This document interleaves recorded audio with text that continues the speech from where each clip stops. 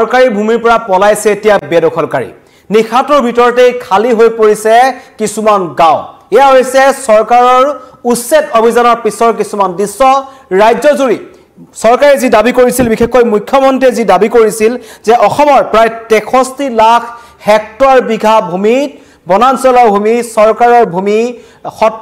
সত্ৰৰ ভূমি বা মঠ মন্দিৰৰ ভূমিত বেদখলকাৰী বহি আছে আৰু তাৰ পৰিমাণ হৈছে 63 লাখ হেক্টৰ বিঘা আৰু তাৰ প্ৰমাণ পোৱা গৈছে কাৰণ বিশেষকৈ এই পাইকান সংৰক্ষিত বনাঞ্চল আৰু বিলাসীপাৰাত উচ্ছেদ অভিযানৰ পাছত এতিয়া প্ৰশাসন উচ্ছেদ অভিযান চলাবলৈ তেওঁলোকে উৰিয়াম ঘাটত চলাই আছে প্ৰচেষ্টা কিন্তু তাৰ মাজতেই হাজু তীৰ্থনগৰী হাজুৰ এটা দৃশ্য দেখুৱাম হাজুত একাংশ বেদখলকাৰীয়ে এতিয়া নিখাৰ ভিতৰতে তেওঁলোকে গাঁওসমূহ খালী কৰিছে তেওঁলোকে কিছুমান চৰকাৰী ভূমিত বহি আছিল বেদখল কৰি বহি আছিল আৰু বিশেষকৈ হাজুৰ 1 নং দুকনীয়া যিখন গ্ৰেজিং ৰিজাৰ্ভ আছে সেই ৰিজাৰ্ভত থকা প্ৰায় 22,000 ভূমিত এই সকল বেদখলকাৰী বহি আছিল আৰু প্ৰশাসনৰ ফালৰ পৰা তেখেতলোকলৈ জাননী প্ৰেৰণ কৰা হৈছিল যে অতি শীঘ্ৰে চৰকাৰী ভূমি তেওঁলোকে খালী কৰিব লাগিব তাৰ পাছত নিখাতৰ ভিতৰতে এই সকল বেদখলকাৰী পলাই গৈছে এয়া দৃশ্য দেখুৱাইছো এইদৰে নাৱেৰে তেওঁলোকৰ যিসমূহ ঘৰৰ খা সামগ্ৰী আছিল সেইবোৰ লৈ তেওঁলোকে ওলাই যোৱাৰ চেষ্টা কৰিছে আৰু এইবোৰ অঞ্চলত প্ৰায় 20-30 বছৰ ধৰি তাৰ আগৰ পৰা এই সকল খণ্ডযুক্ত নাগৰিক তাত বহি আছিল এয়া হৈছে হাজুৰ যিটো দৃশ্য আৰু এই সকল হৈছে বেদখলকাৰী লোকসকল যিসকল তাত আছিল নিখাতৰ ভিতৰতে তেওঁলোকে নিজৰ ঘৰ ভাঙিছে পুৱাৰ ভাগৰ দৃশ্য দেখাইছো যিখিনি যাৱতীয় সামগ্ৰী লাগে তেওঁলোকে খুলি লৈ গৈছে এয়া হৈছে বৰ্তমান হাজুৰ যিখন 1 নং দুকানীয়া গ্ৰেজিং ৰিজাৰ্ভ আছে গ্ৰেজিং ৰিজাৰ্ভৰ ভিতৰৰ দৃশ্য এইদৰে বেদখলকাৰীয়ে তাৰ ভিতৰত ঘৰ সাজিছিল এই ঘৰ সময়তে তেওঁলোকে নিজ হাতেৰে ভাঙিছে আৰু সময় থাকোতে এইদৰে ট্ৰেক্টৰ তেওঁলোকে সামগ্ৰী লৈ পলায়ন কৰিছে কিন্তু কোনে গৈছে সেইটো এটা ডাঙৰ প্ৰশ্ন এই সকল লোক নতুনকৈ ক'ত যাব তাকটো এটা ডাঙৰ প্ৰশ্ন কিন্তু এইবোৰ হৈছে চৰকাৰী ৰিজাৰ্ভ সংৰক্ষিত বনাঞ্চল আৰু এই অঞ্চলসমূহত এইদৰে বিঘাই বিঘাই তেওঁলোকে খেতি কৰিছিল সকলোৰে ঘৰত এটা 5 বিঘাৰ পৰা 6 বিঘাকৈ এটা ফিচাৰী আছিল তামোলৰ বাগান আছিল অন্য বিভিন্ন ধৰণৰ খেতি কৰিছিল কিন্তু এই হাজু তীৰ্থনগৰীৰ হাজুৰ যি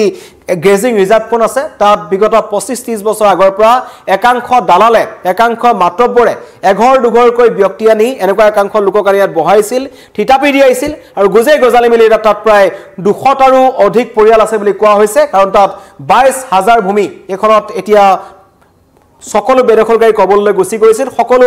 বন বিভাগৰ চকুৰ সন্মুখত হৈছিল প্ৰশাসনৰ চকুৰ সন্মুখত হৈছিল কিন্তু মুখ্যমন্ত্ৰীৰ নিৰ্দেশ দিয়াৰ আগলৈকে সকলো কুম্ভকৰ্ণৰ নিৰ্দেশ আছিল কোনো ধৰণৰ ব্যৱস্থা গ্ৰহণ কৰা নাছিল কিন্তু হঠাৎ হাজু চক্ৰ বিষয়ৰ কাৰ্যালয়ৰ পৰা এখন জাননী পাইছে এই অঞ্চলটোৰ ৰাইজে তাৰ পাছতে এতিয়া হাহাকাৰ লাগিছে কোনো এটা পৰিয়ালৰ ওচৰত তেওঁলোকৰ নথিপত্ৰ নাই কোৱা হৈছিল প্ৰয়াত মুখ্যমন্ত্ৰী বিশ্বৰাম মেধিয়ে গৰু পালন কৰিবৰ কাৰণে কিছুমান লোকক এই ৰিজাৰ্ভখনত থাকিবলৈ দিছিল আৰু তাৰ পাছৰ পৰাই এই সকল লোকে অবৈধভাৱে জধে মধে এই বনাঞ্চলৰ ভূমি বেদখল কৰিবলৈ ধৰিলে আৰু চাই থাকোতেই এই 30-35 বছৰৰ ভিতৰত প্ৰায় 22,000 একৰ ভূমি এই সংৰক্ষিত বনাঞ্চলখনৰ বেদখলকাৰী হাতলৈ গুচি গৈছিল আৰু এই কথা মই কোৱা নাই খুদ তাত থকা বেদখলকাৰী সকলে কৈছে মই আপোনালোকক তেওঁলোকৰ মন্তব্য শুনাব বিচাৰিছো তেওঁলোক কেতিয়া আহিছিল কোনে তেওঁলোকক আনিছিল কাৰ পৰিচনত পৰি তেওঁলোক আজি উঠি যাব লগা হৈছে সকলো মন্তব্য খুদ তেওঁলোকে কৰিছে আপোনালোকক মন্তব্য শুনাব বিচাৰিছো নিজেই ভাঙিছো নোটিছ দিছে আগত নোটিছ পাই কেনে ভাঙিছো ঘৰ ভাঙি এতিয়া থৈ দি এতিয়া আমি ঘৰ ইয়াতে ভাঙি আছো বা ক'ত লৈ যাম এতিয়া ঘৰ চত ইয়াতে ৰাখিব লাগিব কিমান দিনৰ পৰা আছে আপোনালোক ইয়াতে তো 20 বছৰ মান হ'ল আছো এইবোৰ চৰকাৰী মাটি গম পাই নে আপোনালোকে সরকারি মাটি এতিয়া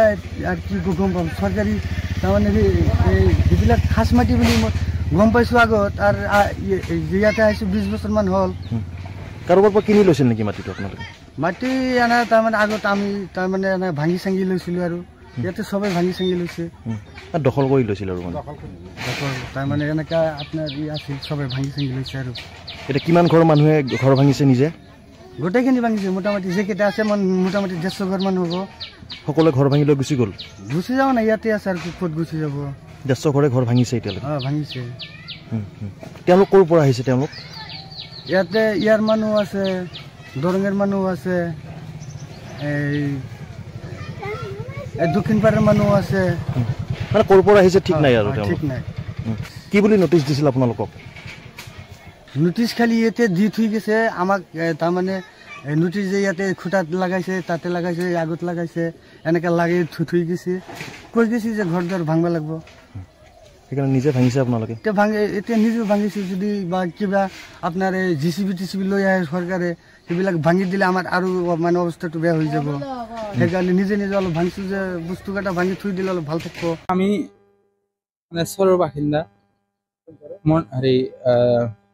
এই 1 নম্বৰ দোকানীয়া বুলি কয় হাজোৰ হেৰিত পৰে দোকানীয়া বুলি নাম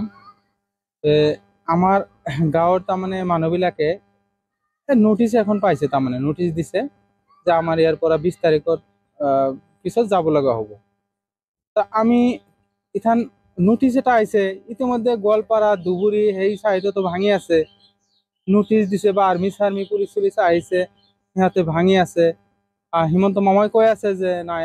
আমি উচ্ছেদ চলাইছোঁ কিন্তু আমাৰ এইখিনিত এতিয়ালৈকে কোনো ফেচবুক চেনেলতো নাই বা হিমন্ত মামা কোৱা নাই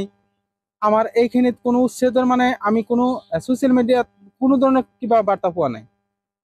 কিন্তু আমি ভয়তে কি কৰি আছো আমাৰ ঘৰ দুৱাৰ ভাঙি আছো কাৰণ যদি জেচিবি লগাই ভাঙে তেতিয়াতে একেবাৰে চুৰমাৰ কৰি পেলাব কমসে কম আমি খুলিলেও অকণমান ভালে মানে থাকিব সেইকাৰণে আমি খুলি আছো ভয়তে খুলি আছো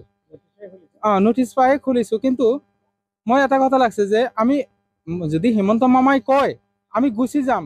কাৰণ কথা এটা হিমন্ত মামাই ক'লে আৰু তাৰে আৰু কথা নাথাকে ঘৰ ভাঙি দিছে মই ঘৰ ভাঙিছো এই দিনা মণ্ডলে আহিছিল আহি পেলাই নোটিছ দিছে মোক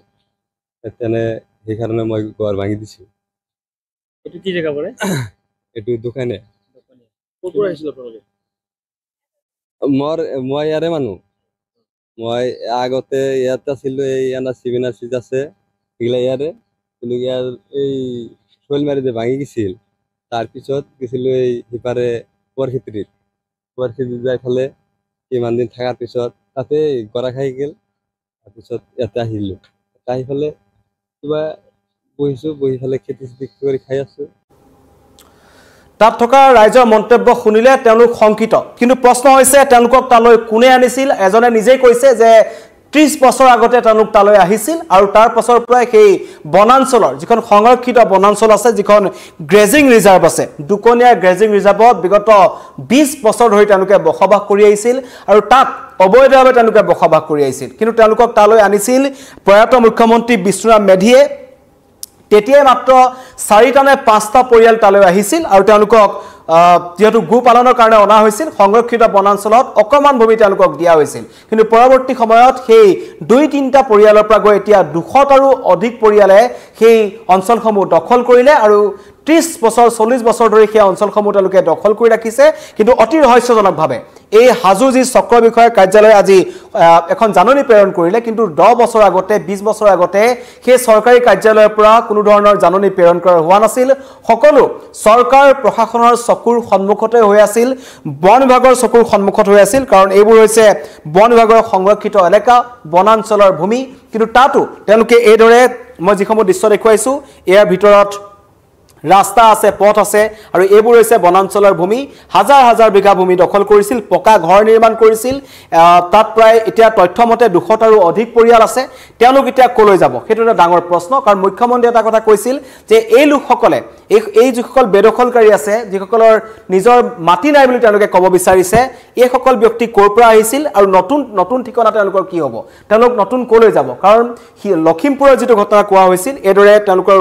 গাঁৱৰ মাজে মাজে ৰাস্তা তেওঁলোকে নিৰ্মাণ কৰিছিল ট্ৰেক্টৰ আছে এই সমূহত তেওঁলোকে সকলো খালি কৰি আছে কিন্তু এই 200টা পৰিয়াল যদি হাজোৰ পৰা উঠি যায় তেওঁলোকে তেওঁলোকৰ পৰৱৰ্তী গন্তব্যস্থান বা পৰৱৰ্তী ক'ত তেওঁলোকে বসতি স্থাপন কৰিব সেইটো এটা ডাঙৰ প্ৰশ্ন উৰিয়াম ঘাটৰ পৰা আমি দেখিছো পৰখীৰ পৰা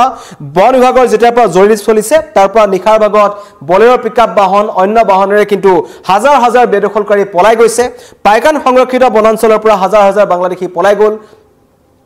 বিলাখী পাৰাৰ পৰা একাংশ বেদখলকাৰী ওলাই গৈছে তেওঁলোক ক'ত গৈছে তেওঁলোকে নতুনকৈ ক'ত আছে কাৰণ যিসমূহ আশ্ৰয় শিবিৰ দিয়া হৈছে তাত মাত্ৰ 3-4টা বা 30টা 40টা মান পৰিয়ালে আছে কিন্তু বাকীসকল ক'লৈ গৈছে সেইটো এটা ডাঙৰ প্ৰশ্ন কাৰণ মুখ্যমন্ত্ৰীয়ে এটা কথা কৈছিল যে এই লোকসকলে ফিনিশ আসাম জেহাদ চলাই আছে তেওঁলোকে ৰাজ্যৰ বিভিন্ন প্ৰান্তৰ নতুন নতুন সমষ্টিলৈ গৈ নতুন অংশলৈ গৈ তেওঁলোকে ভূমি বেদখল কৰিছে আৰু একোটা সমষ্টি বা একোখন জিলাৰ জনগাঁথনি তেওঁলোকে সলনি কৰি পেলাইছে বুলি মুখ্যমন্ত্ৰী এটা ভয়ংকৰ অভিযোগ উত্থাপন কৰিছিল কিন্তু মুখ্যমন্ত্ৰীৰ নিৰ্দেশৰ পাছত বাকি বিভাগসমূহ ৰাজহ বিভাগ হওক বন বিভাগ হওক আৰু এই বিভাগসমূহ যেতিয়া সক্ৰিয় হৈছে তেওঁলোকে যেতিয়া জাননী প্ৰেৰণ কৰিছে এতিয়া কিন্তু এই লোকসকলে ভয় খাইছে আৰু এইদৰে মই আপোনালোকক দৃশ্যাংশ দেখুৱাই আছো ট্ৰেক্টৰত নিজৰ ঘৰ নিজেই ভাঙি এইদৰে তেওঁলোকে তিনপাত লৈ গৈছে কাৰণ তেওঁলোকে অন্য ঠাইত পুনৰ গৈ ঘৰ নিৰ্মাণ কৰিব আৰু এই লোকসকলৰ এটা একেবাৰে খচৰাচত সদায় আমি দেখা পাওঁ যে তেওঁলোকে ঘৰসমূহ এনেকৈ খুলিব পৰাকৈ নিৰ্মাণ কৰে যাতে হঠাৎ উচ্ছেদ হ'লে তেওঁলোকে খুলি লৈ যাব পাৰে অন্য স্থানত গৈ পুনৰ তেওঁলোকে ঘৰ নিৰ্মাণ কৰিব প্ৰত্যেকটো ঘৰত দেখিছে সকলোৱে এই খুঁটাবোৰ খুলিছে উঘালিছে তেওঁলোকে এইদৰে নাৱত লৈ গৈছে এয়া হৈছে বেদখলকাৰীৰ অটপালি আৰু এয়া হৈছে হাজোৰ যেটো তীৰ্থনগৰী হাজোৰ দৃশ্য তীৰ্থনগৰীত একাংশ লোক অস্তিত্বৰ সংকটত পৰিছিল খিলঞ্জীয়া লোকসকল অস্তিত্বৰ সংকটত পৰিছিল আৰু দীৰ্ঘদিন ধৰি হাজোৰ বিভিন্ন প্ৰান্তত একাংশ সন্দেহযুক্ত নাগৰিকৰ দপদপনি দেখিবলৈ পোৱা গৈছিল দিন ডকাইতিৰ ঘটনা সংঘটিত হৈছে বিভিন্ন অঞ্চলত আৰু একাংশ স্থানীয় ৰাইজৰ মন্তব্য যে বিভিন্ন ঘটনাত এই অঞ্চলসমূহত থকা একাংশ বেদখলকাৰী সন্দেহযুক্ত নাগৰিকসকল জড়িত থকাৰ অভিযোগ উত্থাপন হৈছিল আৰু শেহতীয়াকৈ ৰাজহ চক্ৰ বিষয়ৰ কাৰ্যালয়ৰ পৰা হাজোৰ যি চক্ৰ বিষয়ৰ কাৰ্যালয় আছে তাৰ পৰা যিখন জাননী প্ৰেৰণ কৰা হৈছে পৰখি এই লোকসকলে পাইছে তাৰ পিছৰ দৃশ্য প্ৰশাসনে উচ্ছেদ অভিযান চলোৱাৰ আগে তেওঁলোকে নিজে ঘৰসমূহ ভাঙি লৈ গৈছে আৰু তেওঁলোকে এটা কথা কৈছে প্ৰশাসনে একেবাৰে ভাঙি পেলোৱাতকৈ আমি এইসমূহ ঘৰ নিজে ভাঙি লৈ যাম কিন্তু প্ৰশ্ন উত্থাপন হৈছে মুখ্যমন্ত্ৰীয়ে যোনটো কথা কৈছিল ফিনিশ আসাম জেহাদ এই 200টা পৰিয়ালৰ নতুন ঠিকনা ক'ত হ'ব এই 200টা পৰিয়ালে পুনৰ গৈ হাজোৰ আশে-পাশে থকা অঞ্চলসমূহত নতুনকৈ তেওঁলোকে বসতি স্থাপন কৰিব নেকি বা নতুনকৈ অন্য ঠাইলৈ তেওঁলোক গুচি যাব নেকি তাৰ ওপৰত সকলোৱে চকু ৰাখক ইতিমধ্যে মুখ্যমন্ত্ৰীয়ে কৈছে যে খিলঞ্জীয়া লোকসকল সজাগ নোহোৱালৈকে এনেকুৱা একাংশ বেদখলকাৰীয়ে অটপালি চলাই যাব কিন্তু চৰকাৰ প্ৰশাসনৰ উচ্ছেদৰ মাজতেই এটা খবৰ জনাইছো নিখাটোৰ ভিতৰতেই খালী হৈ পৰিছে হাজোৰ এখন গাঁও আৰু নাম হৈছে হাজোৰ 1 নং দুকানিয়া যিখন গ্ৰেজিক ৰিজাৰ্ভৰ এটা অংশ আছিল গ্ৰেজিক ৰিজাৰ্ভখনত বহু বছৰ পূৰ্বে 3টা পৰিয়ালক তাত বসতি কৰিবলৈ দিয়া হৈছিল সংস্থাপন দিয়া হৈছিল যাতে গো পালন কৰিব পাৰে কিন্তু লাহে লাহে তাত 200টা পৰিয়ালৰ থিতাপি হ'ল আৰু এতিয়া তেওঁলোকে চৰকাৰী ভূমি বেদখল কৰিছিল বনাঞ্চলৰ ভূমি বেদখল কৰিছিল সকলো এফালৰ পৰা উচ্ছেদ কৰা হয় বুলি প্ৰশাসনে জাননী জাৰি কৰিছে আৰু তাৰ পাছত তেওঁলোকৰ মাজত হাহাকাৰ লাগিছে নিখাটোৰ ভিতৰতে সেই ঠাই তেওঁলোক আঁতৰি গৈছে ধন্যবাদ